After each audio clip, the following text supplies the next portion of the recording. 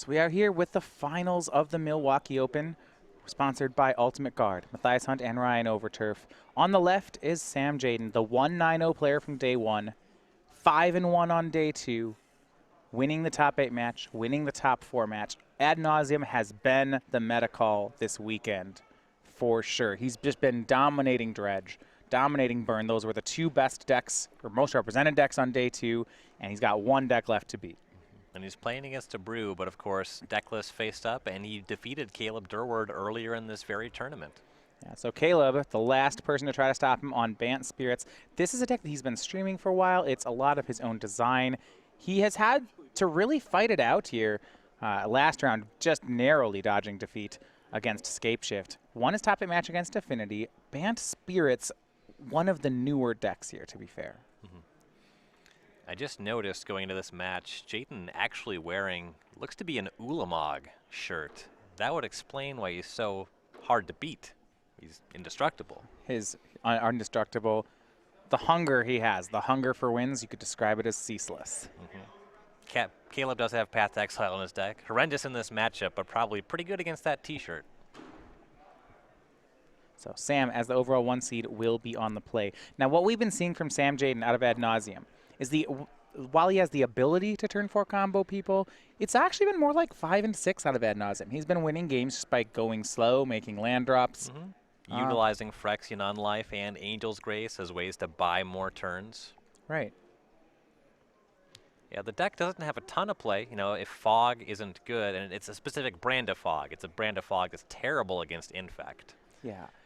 This is not, Ad nauseum's interesting in that, as far as combo decks, it's not one of the best decks out of the box. But if you can predict your metagame right, it can be very good here. And like I said before, only the 2 most popular decks in day 2 here, Dredge and Burn. That's perfect for Sam. Yeah, this is an excellent metagame, and not surprising to see him as the 1 seed, and that's certainly come in handy. That's been relevant across the top 8, and it certainly matters against Durward's Bant Spirits deck. Against Burn, Phyrexian on Life, a 3-mana spell that gain 10s that you can't Skullcrack. It's just perfect. It's above average. All right, so we start. Sam on the play, Caleb on the draw, both players on 7. Sam will start on Temple of Enlightenment. It's the tap land that scries 1, takes a card, and it looks like he likes what he sees. He will put it on top and suspend Lotus Bloom. Lotus Bloom on suspend and a scry top off of a Temple. That would make me very wary as Caleb Durward. So Caleb starts. He's got a 1-drop, hoping it could be the Wanderer, that or the Hierarch. His hand pretty decent here. It looks like he has a copy of Spell Queller and Collected Company with Noble Hierarch on turn 1. Caleb could race this. Yeah. If he had a turn 2 Geist of Saint draft, that would be excellent. So here's Breeding Pool from Caleb, goes down to 17. His life total not going to matter too much in this matchup, not until he's dead. Right. Jadin deals a very large amount of damage with Lightning Storm or just wins outright with Laboratory Maniac. Noble Hierarch from Caleb. So we go back to Sam. Second turn, Lotus Bloom ticks down to 2. And he draws. Looks like the card he's cried to top. Oh, pretty good. Ad nauseum. You see the Angel's Grace in his hand? Yeah, he is set up. Here is Slate of Hand. Just needs to make a couple land drops. Pact and Negation backup for this Lotus Blooms. Probably the piece that he's looking for from here. So picks which land he wants. I believe there was a Temple. So that's what he took. Temple of Silence, a scry 1. That's to the bottom. We're back to Caleb. He does have turn 2 Geist of Saint draft. All right. Spell Queller. But a big miss. Caleb doesn't have second land. Turn 2 nothing. Well, I mean, it's a great keep for Caleb. If you look at the fact that he has Geist, Spell Queller, and Company with the Hierarch, Caleb's got to keep this. Yeah, and missing on the Geist, it could be fine if he's able to find a land drop and Spell Queller this Lotus Bloom. Yeah, but it's got to be right now. Yes. You see Sam, and maybe even not, he goes for Pentad Prism here and suspends another Lotus Bloom. So he has 5 mana available next turn, maybe even 6. He could Ad nauseum Angel's Grace without the Lotus Bloom that's on suspend. Caleb draws, does hit the land this time, the basic plains. He put a Rattle Chains into play on the end step. He'll attack. The Spirit will exalt up to 3. No, and it's looking like this hand is too good for Caleb to even have won this game at all by hitting that land drop. You know, the Pentad Prism makes it so there's too many targets for Spell Queller. Caleb passes, so Lotus Blooms will tick down. Upkeep, Sam's going to attempt to cast that first Lotus Bloom. Does Caleb have a play? He does not. A draw by Sam. So 7 mana available. I believe Sam Jadin has the Ad Nauseam and the Angel's Grace. If that's true, there are no cards, I believe, that save Caleb here. Hold on. Caleb has Rattle Chains on the battlefield. This means that he has the ability to flash in Mausoleum Wanderer. Oh, whoa. You're right. Your Rattle Chains has the ability to give all the creatures in Caleb's deck flash. So theoretically, Mausoleum Wanderer, 2 Mausoleum Wanderers, some combination of spirits could counter this. So Angel's Grace, Ad Nauseam from Sam. He had 2 mana ups from Caleb. He would need 2 Wanderers, and he does not have that. He picks up the cards, and Sam rolls on. Game 1 is his now. Right. That would have been really cool if Caleb had it, but I guess he can't have everything. I like Caleb's keep. If he hits a second land in the first 2 turns, this is everything he would want. Mm-hmm. He just does not have enough elements, and they interact in very specific ways. He can't really afford to mulligan a hand that could be casting turn 2 Geist of St. Traff, because sometimes that is a recipe for victory. All right, so we're going to look at their sideboards here. Last time we played this match, we did not think Caleb had much in the sideboard. Running through it again, we did see him board in Stony Silence last time. He's got 3 copies of that. Anything else for the deck? That's really about it. The Stony Silence is the big find here. Kasali Pride Mage is the other card that you can bring in. It'll blow up a Pentad Prism and is a creature lower on your curves. You can speed up your clock. So those are the only real cards we're looking at. On Jadin's side, we have 3 Hurkyl's Recall, 4 Leyline of Sanctity, a Phyrexian Unlife, an Esper Charm, 2 Thoughtseize, a Slaughter Pact, 2 Spellskite, and a Pact of Negation. We did see him cast Thoughtseize earlier. Assume those will be coming in again.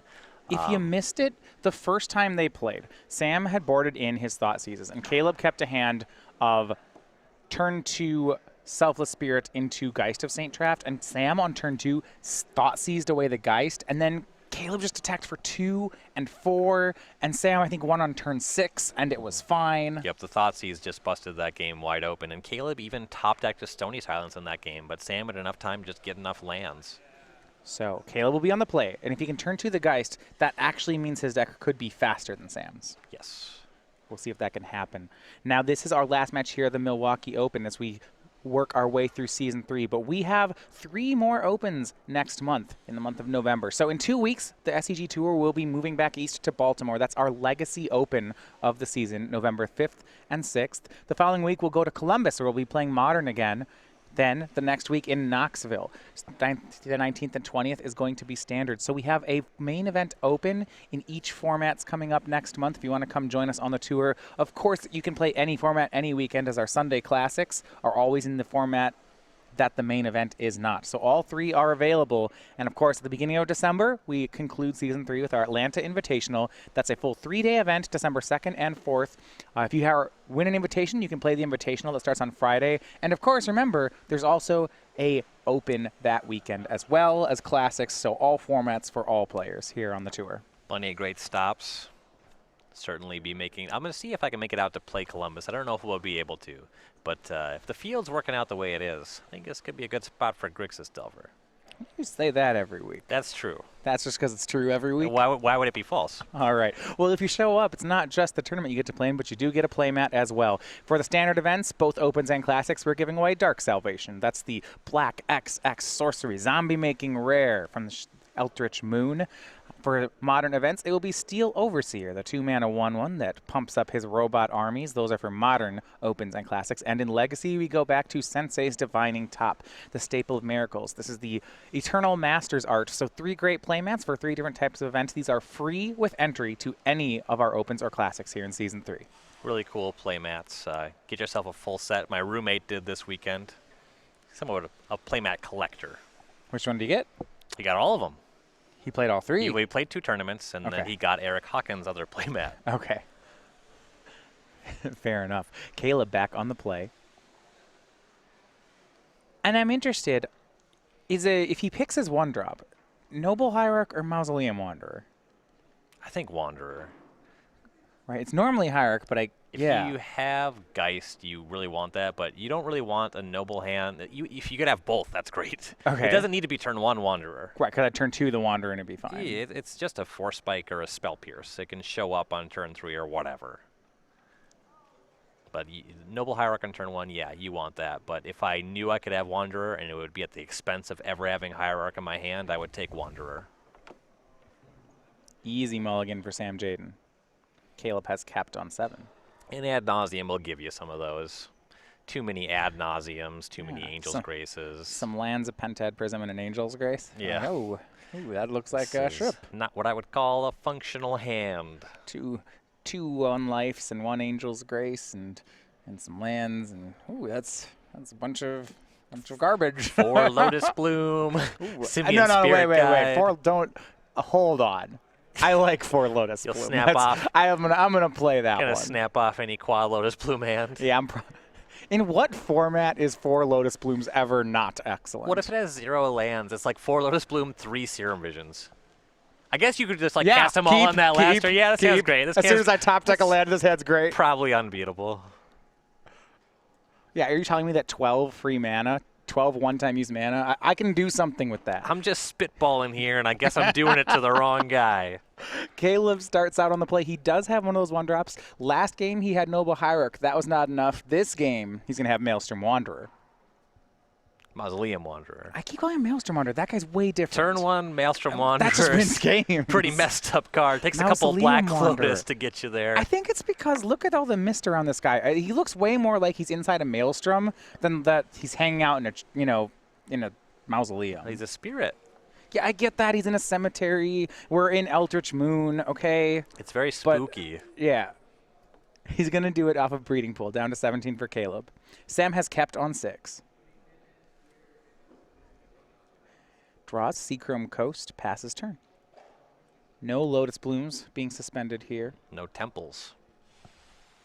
Not yet, at least. Yeah, leading on Seachrome Coast without a play makes you wonder, okay, does he have enough lands?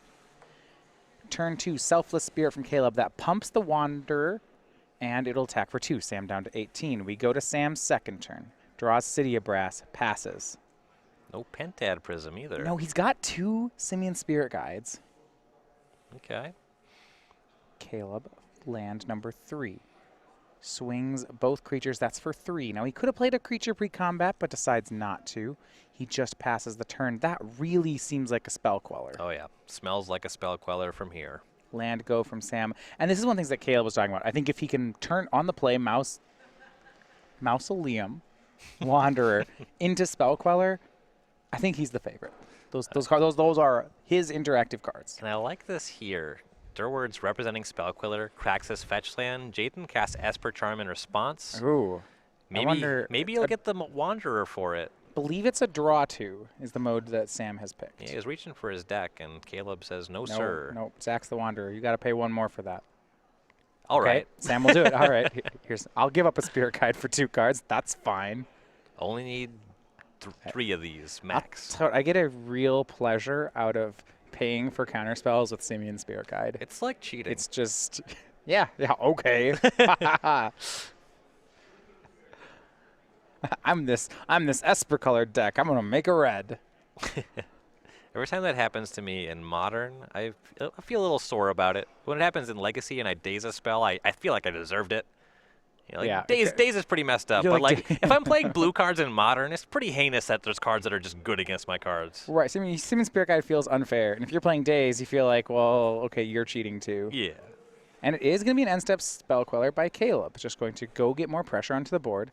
He draws for the turn. Stony Silence is the draw. He has both Collected Company and another Wanderer in his hand. So swings for 4, puts Sam down to 10.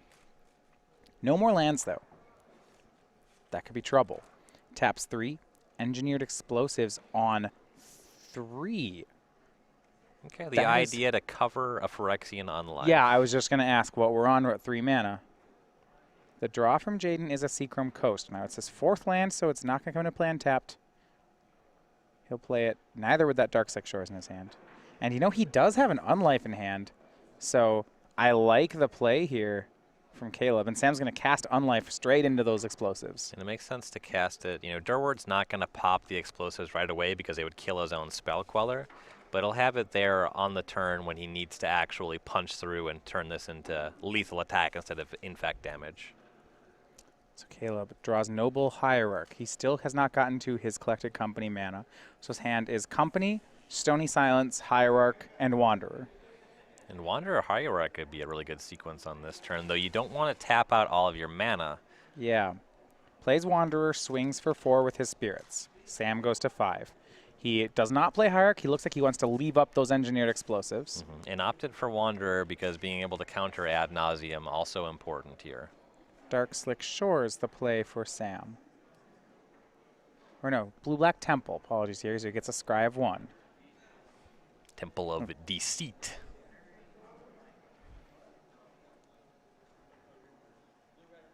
Now he's got to decide. He is facing down lethal. I guess this is 5 power. Caleb can put Sam to 0, and then he sacrifices engineered explosives. There is lethal on board. Yep. Yeah, unlike Angel's Grace, allows you to go to 0. And then if it's gone, suddenly you can lose the game for having less than 0 life. Or less than 1 life, I suppose. If Sam's contemplating a scry here, it means he's not just dead on the board.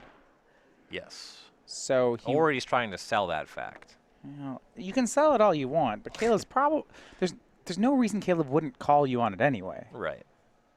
Caleb draws there's land number 4. So swing with the team. Does he have lethal? This is lethal. It's 5. Angel's Grace from Sam. All right. Yep, kind of have to do that one.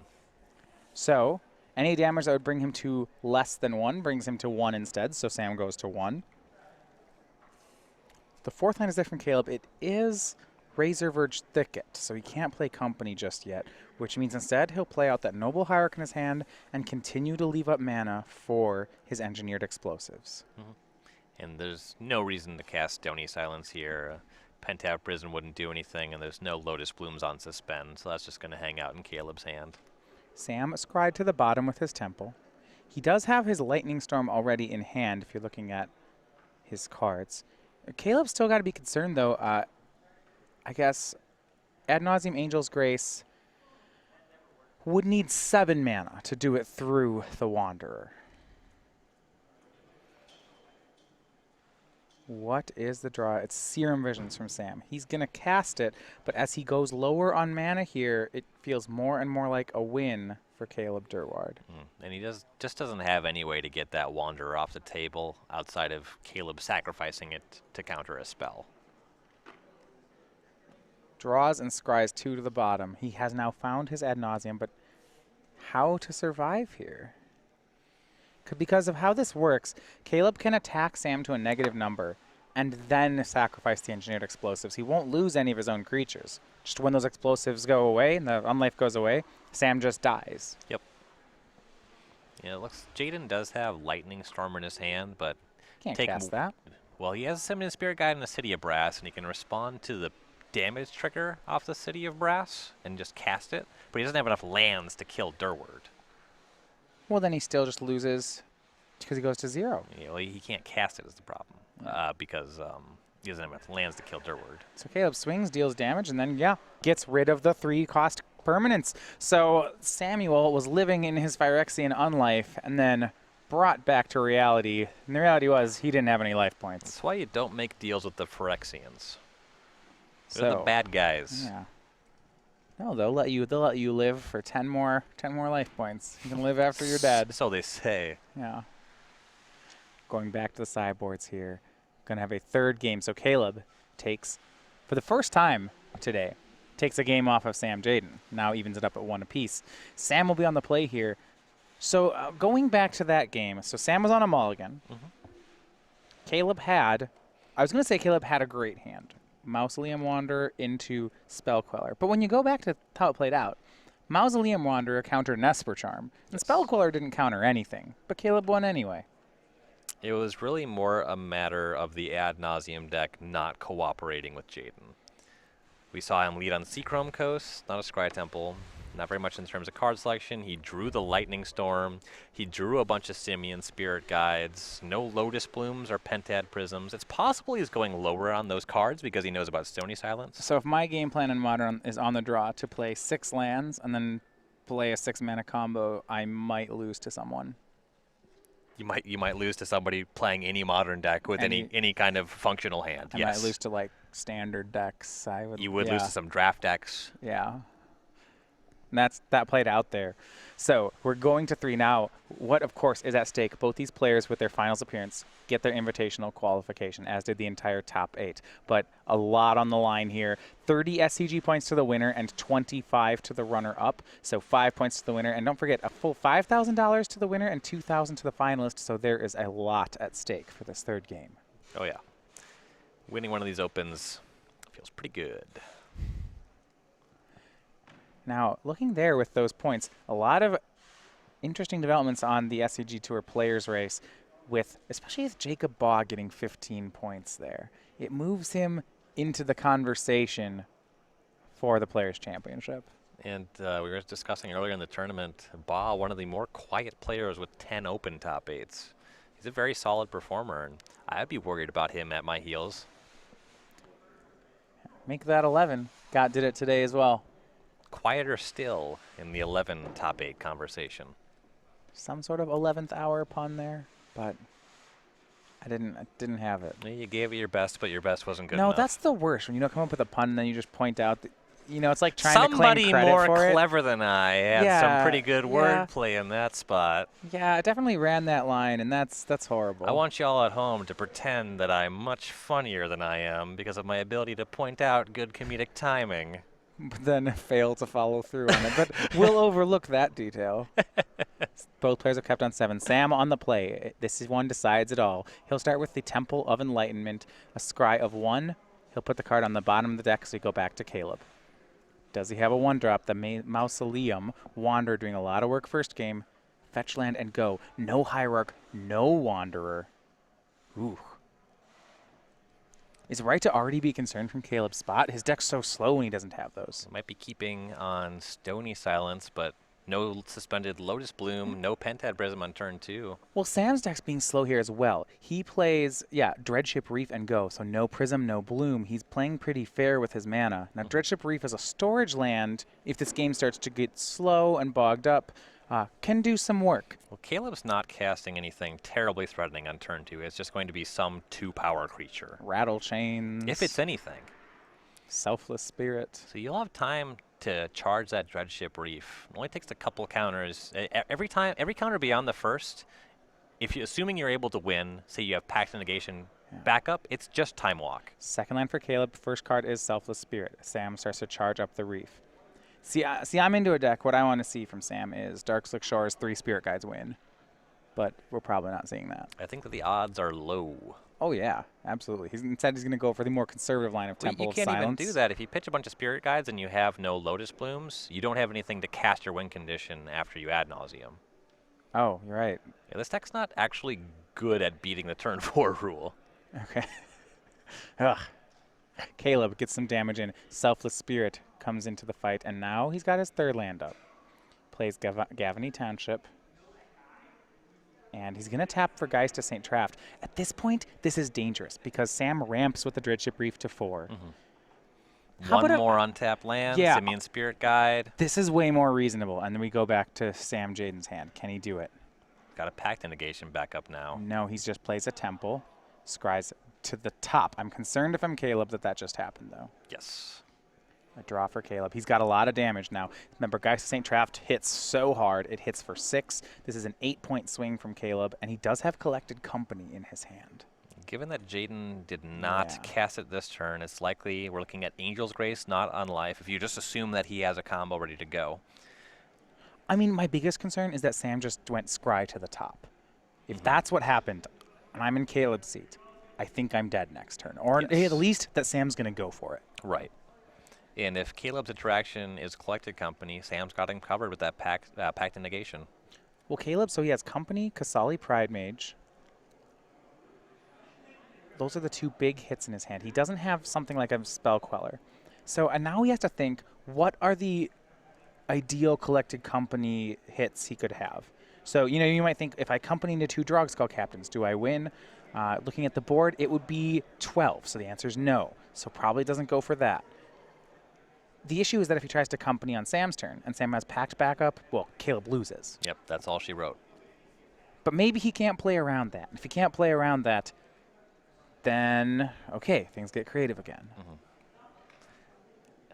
If the plan is to company into Maelstrom Wanderers, then he should do it now, because if Sam has to pact that, he can't pact it right now. He'd have to pay on his own turn. Right.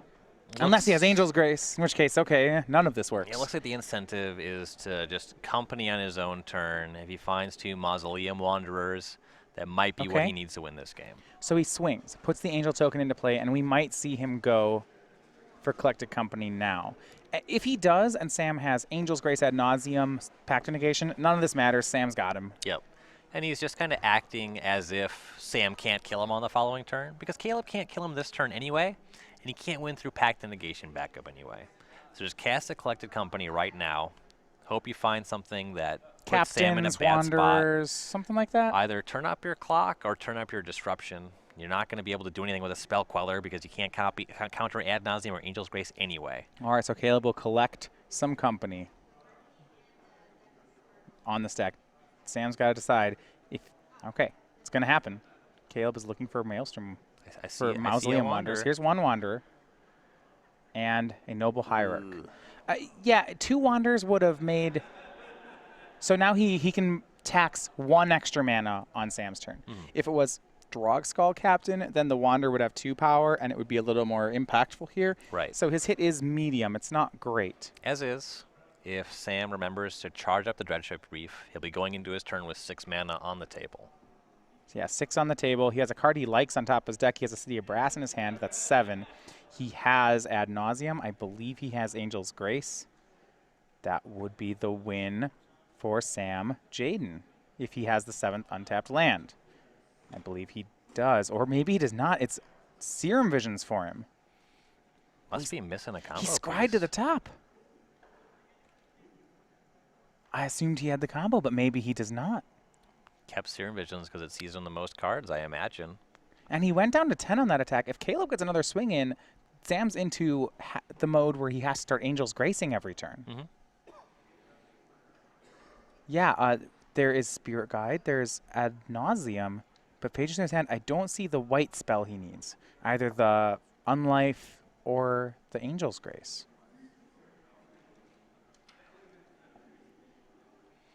Unless he has the untapped land and the Spirit Guide, because then this is free. It's free to Serum Visions here. Sure. Because he still has 7 mana.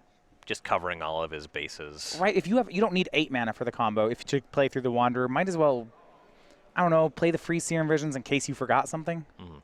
He's either frantically checking to see if he can lose this turn, or frantically seeing to see if Caleb cannot. So he's either basically won or lost here. He knows which, we do not. Right. All right, so Scries to the bottom. There is definitely... Yeah, he's going for something. 3 black off Dreadship Reef. We'll confirm when he knows. He just wants to... He's got to double check on his line. Feeling more like frantically digging the more time that passes. Makes black, blue, blue. You can make it in any combination. Yeah, there's... Okay, so it's... I believe what it is that he does not have the Angel's Grace. Yeah, Esper Charm is the play. That is... Whoa. Caleb will let that resolve. That certainly means we are frantically digging. Spirit Guide and something blue for Sam Jadin. And just 2 mana left. He's very far away from being able to combo this turn now. He doesn't have anything here. Did he even find the Angel's Grace to fog? Ad Nauseam looks like is in his hand. 2 Ad Nauseams, 2 Spirit Guides, and a blue Pact. Yeah, that was what he was sitting on.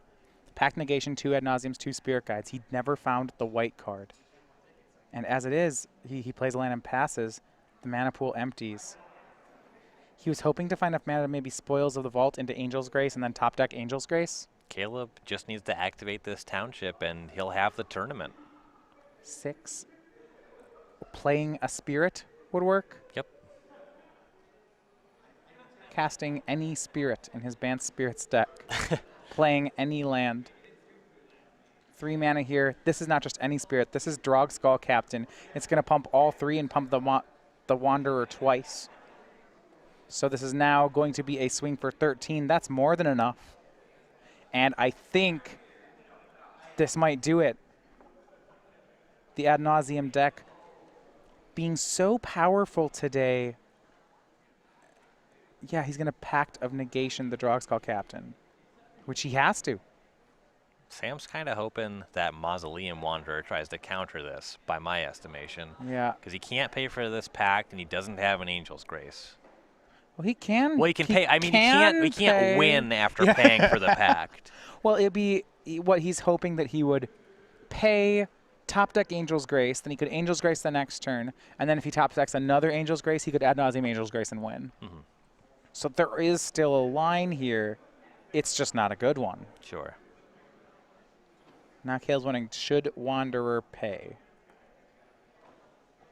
Does he want to give Sam another turn?